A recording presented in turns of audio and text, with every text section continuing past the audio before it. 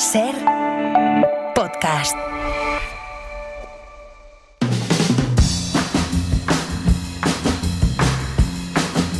Hoy por Hoy Magazine.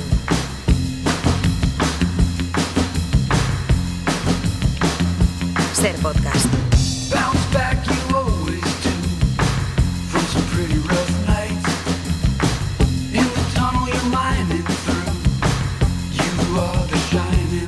Let's go.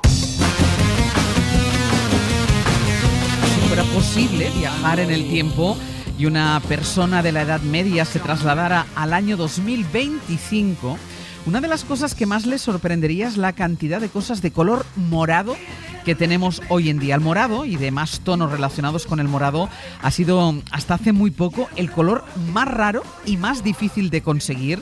Hoy el artesano nos va a contar su historia para que lo valoremos como se merece cuando veamos el color morado. Pablo Ortiz de Zárate, ¿qué tal? Muy buenos días. ¿Qué tal? Buenos días. Antes de nada, ¿es lo mismo morado, violeta y púrpura? A ver, aquí en esta sección yo los voy a usar indistintamente, pero técnicamente no es lo mismo. Y aquí ya me meto en el campo de la física, que no es mi terreno y seguro que meto la pata, pero en teoría el color violeta es uno de los tonos puros o tonos espectrales. Esto es de cuando tú proyectas una luz blanca en un prisma y te sale ese arco iris. Sí. Pues dentro de todos ahí los está colores, el morado. el violeta es, técnicamente, en teoría, es ese color. Vale. Y luego el resto de tonos similares, morado, púrpura, malva, lila, son colores que obtenemos o bien hoy químicamente, o bien de la naturaleza, o mezclando diferentes colores. Pero bueno, aquí lo vamos a usar indistintamente. Vale. ¿Cuándo empezamos los humanos a usar estos diferentes tonos de morado?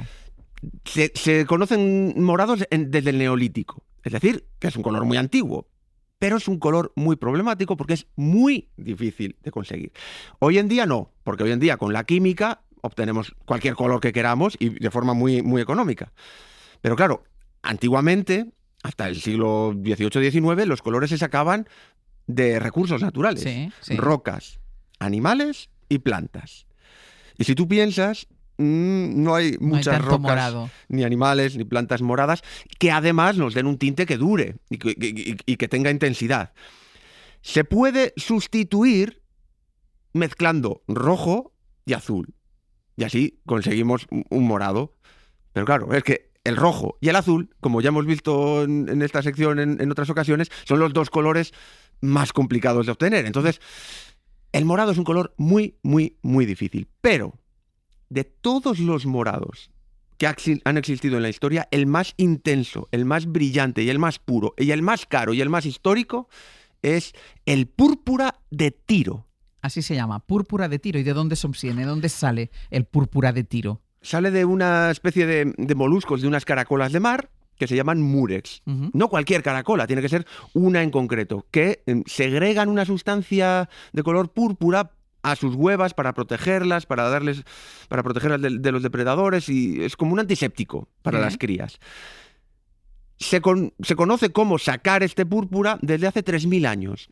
Y se llama púrpura de Tiro porque se fabricaba en la ciudad fenicia de Tiro, que hoy actualmente está en Líbano. Este es un color, es un púrpura, te lo he traído aquí, estos son los murex. Aquí son los las ves. cañadillas de toda la vida. Sí, bueno, un tipo de cañadillas, pero A sí. mí la foto me parece las cañadillas de toda la vida. No vale cualquiera, tiene que ser un tipo muy especial, pero sí, se parecen para mucho. Que la gente sepa de qué molusco más o menos estamos hablando. Y te da este color. Este color lo que tiene es una intensidad y una luminosidad que no tiene ningún otro morado que se puede sacar de otra forma. Claro, tú puedes obtener un morado mezclando azul y rojo, pero cuando tú mezclas dos colores pierde luminosidad, se oscurece. Lo puedes sustituir añadiéndole blanco para darle más luminosidad, pero cuando añades blanco pierde intensidad. Por lo tanto, no eran capaces, no existía en la Tierra ningún tono violeta, morado o púrpura de esa intensidad. Problema. Que hay que comerse muchas caracolas para sacar el color. Claro. Primero, huele fatal. Lo que dicen las crónicas es que apestaba crear este tinte.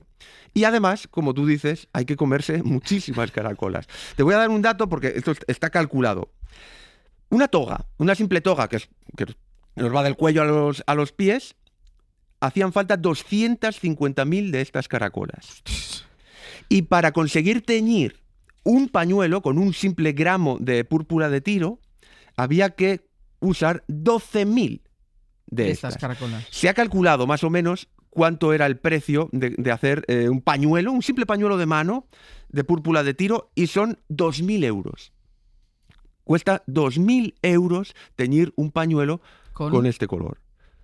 El color que sale de las caracolas. El color de que las sale, huevas de las caracolas. que se llama púrpura de Tiro. Y entiendo que solo los más ricos a este precio, solo los más ricos se lo podían permitir. Claro, hoy un pañuelo de 2.000 euros es Sí, muchísimo. ya sería Imagínate, caro. en la antigüedad solo las élites podían. Y por lo tanto se convirtió en el color del poder. En el antiguo Egipto, en Persia, en la antigua Grecia y en la antigua Roma tenían decretado monopolio del púrpura de Tiro. Es decir, nadie podía ni comerciar ni usar púrpura de Tiro. Otros morados, bueno, igual te la podías jugar, pero solo los líderes, los más poderosos, podían usarlo. Por ejemplo, en la antigua Roma, en época de Julio César, podías ser condenado a muerte si vestías con púrpura de Tiro. Solo los grandes dignatarios, los cónsules y los generales victoriosos podían llevar una toga teñida con púrpura de Tiro. Luego esto se relaja en la época del Imperio. Hay dos tipos de togas, te he enseñado. Estos son, Sí, es la grande, la larga que decías. sí, una se llama la toga picta, que es la primera, que solo la puede llevar el emperador, los cónsules, la gente muy importante, generales victoriosos. Que es toda ella de este color, como era púrpura de Tiro. Púrpura de Tiro y bordada con unos pequeños Sí. bordados en los extremos en oro. Y luego había otra clase que es la toga pretexta, que podía llevar algún tipo de magistrados y ciertas clases privilegiadas. A partir de ahí ya nadie más podía usar este color. Hay una historia, en un antiguo historiador de la época de la antigua Roma, que cuenta una anécdota entre Calígula y el rey Ptolomeo, el rey de Mauritania. No sabemos si es cierta, pero él la cuenta en aquella época, que dice que Calígula le invita a Ptolomeo a Roma. Y que Ptolomeo, como es rey de Mauritania, se presenta al circo romano con una capa morada, porque era rey. Pero eso a Calígula no le gustó nada, porque delante de todo el pueblo se demostró que había otra persona Claro, como llevando. mínimo eran iguales. Claro. Entonces, se dice que lo mató por eso.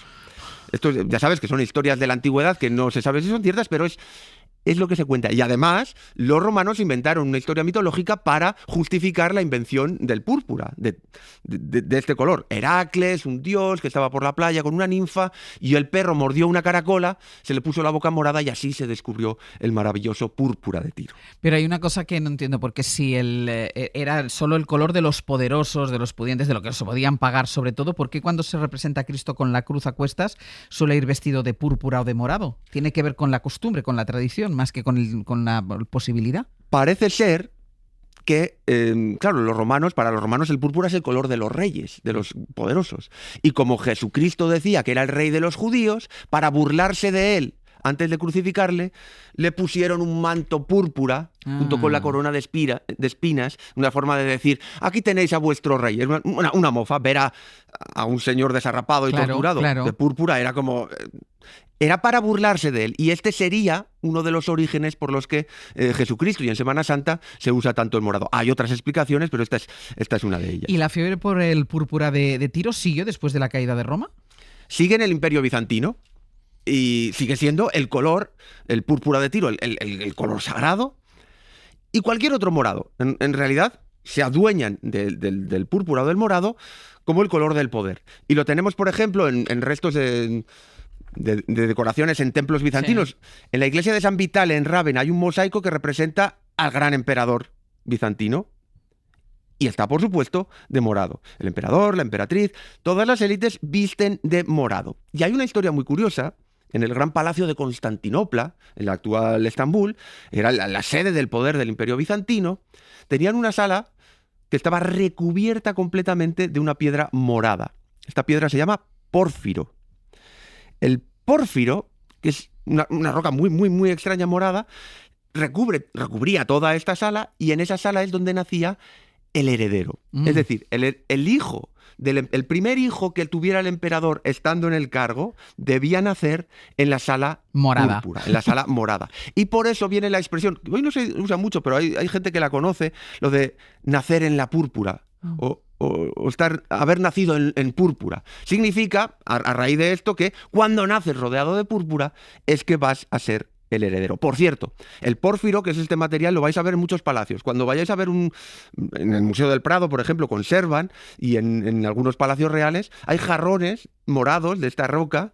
Los reyes lo coleccionaban porque era una forma de decir que ellos tenían el poder. ¿Y qué pasó con el púrpura de Tiro después del Imperio Bizantino? ¿Sigue siendo el color más apreciado por los gobernantes, por los que mandaban? Año 1453. Toma de Constantinopla. Los otomanos toman la capital del Imperio Bizantino. En Constantinopla es donde estaban la mayoría, o casi todas, se habían trasladado allí los tintes para conseguir el púrpura de Tiro.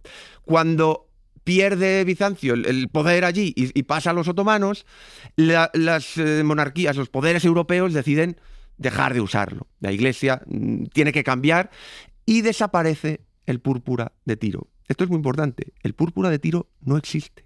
No sabemos. Ya nunca más. Ya nunca más. Porque, al parecer, ya no había tanta demanda, empiezan a cerrar todas estas tintorerías, se pierde la receta y además se cree que también se han perdido la sobreexplotación de este tipo de molusco, del murex, hace que cada vez haya menos. De hecho, en las excavaciones se ha detectado cómo, según van pasando los años, las conchas son cada vez menos y más pequeñitas. Con lo cual se deduce que cada vez había menos. Entonces, se deja de producir. ¿Y no se ha intentado recuperar alguna vez? En el siglo XXI se ha empezado a intentar. Hay recetas en libros antiguos de la antigua Roma en el que se dice cómo se elabora. Y se ha intentado seguir esa receta, pero no funciona. Se saltan pasos, es como un resumen y no se sabe. Y hay gente que, bueno, al parecer hay que cocerlo, sacarlo al sol, luego meterlo en la oscuridad, volverlo a sacar al sol. Es un proceso complicadísimo. Hay algunas personas que a base de prueba-error, a lo largo de los años, han conseguido algo parecido a lo que podría ser el púrpura de Tiro, pero no. Entonces estamos que en el siglo XV desaparece el púrpura de Tiro, pero ahí no acaba la historia del color morado. No, sigue siendo el color morado. Otros tipos de morados se relacionan con el poder hasta el siglo XIX, cuando empiezan ya con la química a sacar colores de forma mucho más económica. En 1856, un británico, un químico, estaba trabajando para una cura contra la malaria con alquitrán de carbón y por casualidad nota que el alquitrán de carbón con unos ciertos procesos químicos se convierte en color púrpura, morado. Lo llamó malva. Este es el origen del color malva y lo que hizo fue muy listo este señor. Este es una de las primeras muestras del siglo XIX de color malva y le mandó un trozo de tela con ese color a la reina Victoria, que le gustó. Me encantó. Y claro, de repente, poder vestirse de morado de forma muy barato hizo que pues, toda la gente con dinero se empezaran a vestir así y se puso de moda. Y a raíz de ahí, el malva y otros tonos de morados que empezaron a salir químicamente inundaron la moda. Imagino que también la moda del morado pasó al arte.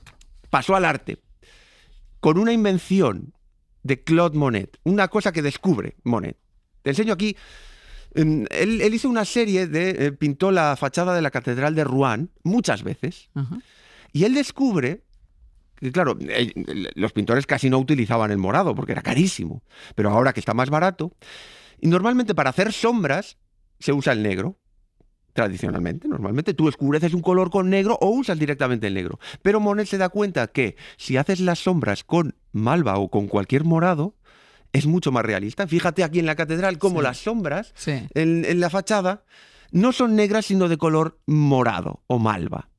Y es mucho más realista. Y además descubre otra cosa, que da frescor al cuadro. Fíjate, este cuadro se llama El Puente de Waterloo, que pintó Monet en Londres.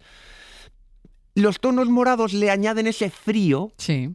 Sientes la temperatura, el frescor. La bruma incluso, sí. Gracias al morado mucho mejor que con otros colores. Y por tanto, el morado también empieza a inundar los cuadros en la historia del arte. ¿Y hoy qué simboliza hoy el morado? Sigue simbolizando poder. Te he traído aquí fotografías, fíjate, de la de veces que la reina Isabel II se ha vestido de morado. Muchas veces y con tonos muy diferentes porque es el color relacionado con la realeza. También la reina consorte actual, Camila, también usa el morado. Y en política se usa mucho el morado. Porque claro, es una mezcla de los dos grandes colores de la política. El rojo progresista y el azul conservador.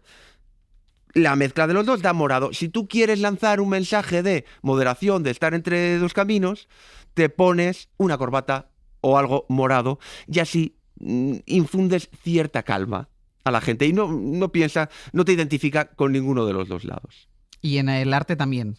En el arte también es introspección. Hoy en día, con la psicología del color, el morado es el color que más nos ayuda a concentrarnos en nuestras emociones, en nosotros mismos. De hecho, hay Mark Rothko, él creaba cuadros llenos de color para meterte dentro de un ambiente, de una sensación, de una emoción. Y en Houston, en Texas, él creó una capilla llena de cuadros de que color son únicamente morado. De color morado. Son solo diferentes tonos de morado.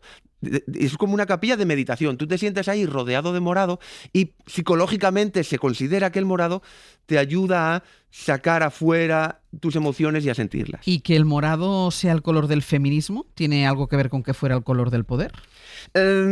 Tiene que ver. Tradicionalmente se cree que las feministas usan el morado por este incendio que hubo en una fábrica de Nueva York, sí, en una fábrica textil, y las mujeres quedaron atrapadas dentro, y se decía que el humo era morado porque trabajaban con tintes morados y que de ahí sacan ese color. Muy probablemente esta historia no es real. Es muy bonita, pero al parecer el morado lo cogen las sufragistas de finales del 19, principios del 20, usan 3 colores en sus emblemas, que son el blanco de la pureza, el verde de la confianza y el morado del poder. Ellas saben que el morado es el color tradicional del poder y dicen, nosotras las mujeres reclamamos el poder y por eso nos el morado del morado. Es el color del feminismo, una forma de reclamar para la mujer el poder que nunca han tenido. Muy interesante, Pablo. Hasta la semana que viene. Nos vemos. Un beso. Hasta luego. Para no perderte ningún episodio, síguenos en la aplicación o la web de la SER, Podium Podcast o tu plataforma de audio favorita.